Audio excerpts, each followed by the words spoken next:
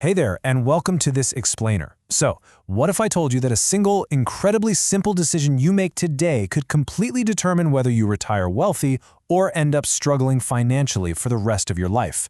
And what if I told you that this decision doesn't require a college degree, a high-powered six-figure job, or some secret trust fund? Literally, it just requires redirecting the equivalent of a few coffee runs a week. Today, we're breaking down a step-by-step guide for anyone who is just starting their wealth-building journey. We're going to focus entirely on how small, totally actionable financial decisions can create massive results over the long haul.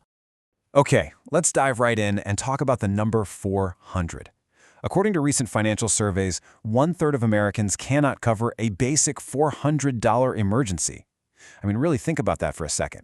More than 1/3 of people are living so close to the edge that a minor car repair or a sudden medical bill would completely derail their finances. And if you're thinking, well, that only applies to minimum wage workers, think again. This includes people with degrees, decent jobs, and what looks like a totally comfortable middle-class lifestyle. The point is, if you're feeling financial anxiety right now, you are absolutely not alone. The data proves it.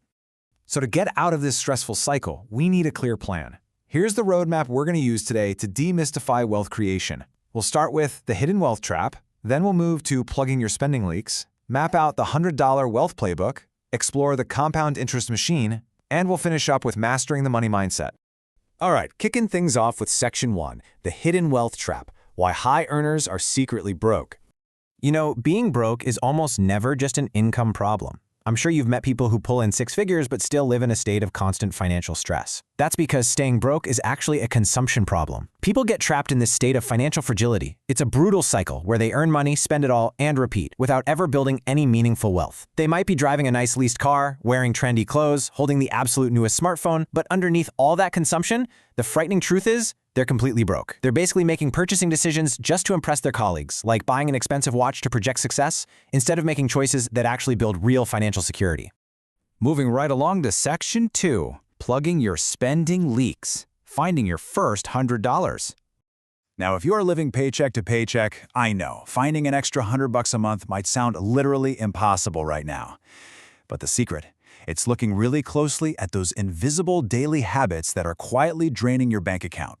Let's run through a checklist of common spending leaks. Take smoking, for example. A pack-a-day habit costs roughly $250 a month. That is $3,000 a year or $30,000 over a decade. And that's before we even calculate the lost investment growth. Or how about frequent dining out? That easily eats up $500 to $800 a month. And then, wow, we have the epidemic of unused subscription services. You might be paying for streaming platforms or software you haven't even logged into for 6 months. This is money just vanishing into temporary consumption. Another massive spending leak boils down to how we view borrowed money. Because look, not all debt is created equal. Productive debt is a tool. It helps you acquire assets that appreciate in value or generate income. Think along the lines of a mortgage on a rental property or a smart business loan. Destructive debt, on the other hand, that's financing consumer goods that lose value the second you buy them.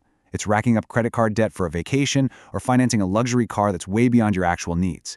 Destructive debt basically enables you to buy things you genuinely cannot afford, stretching your budget to the breaking point. Okay, let's get to the fix in Section 3, the $100 Wealth Playbook, your action plan. To stop the financial bleeding, we need a solution. So here is a super actionable, step-by-step strategy to escape financial mediocrity, starting with redirecting just $100 a month. Step 1, do a ruthless audit of your bank statements. Go in there, find those unused subscriptions, and cut them today. Step 2, negotiate your fixed costs. Listen, insurance companies and cell phone providers rely heavily on something called customer inertia. They are literally banking on the fact that you'll just blindly pay the same rate year after year because you're too busy to switch. A few hours of shopping around can easily save you $50 to $100 a month right off the bat. And finally, step 3, automate your investments. Let me define exactly what I mean by that. Investment automation means treating your monthly investment like an essential, non-negotiable bill that has to be paid first. So let me ask you directly. Right now, when your paycheck hits, do you pay the grocery store, the gas station, the streaming service, and everyone else first, and then just kind of cross your fingers and hope there's something left over for your future? Because if you do, your future gets nothing. You've got to flip the script here. That $100 goes into your investment account first, automatically, no exceptions. Which leads us perfectly into Section 4, the compound interest machine, making money while you sleep. So once you've successfully secured that $100, what actually happens when you put it to work in the stock market? Let's break down the math, because it beautifully highlights the sheer power of time and consistency. Imagine you invest $100 a month over a 40-year career. Over 4 decades, your actual out-of-pocket contributions total $48,000, but your total portfolio growth? It explodes to over $350,000. Crazy, right? So where did that extra $300,000 come from? Compound interest. The S&P 500 has historically averaged over 10% annually. When your balance is small, 10% doesn't feel like a whole lot. But as it grows, your money starts earning money at a truly staggering rate. Think of it like this. Your money stops being just paper in a wallet and transforms into an automated, wealth-generating machine.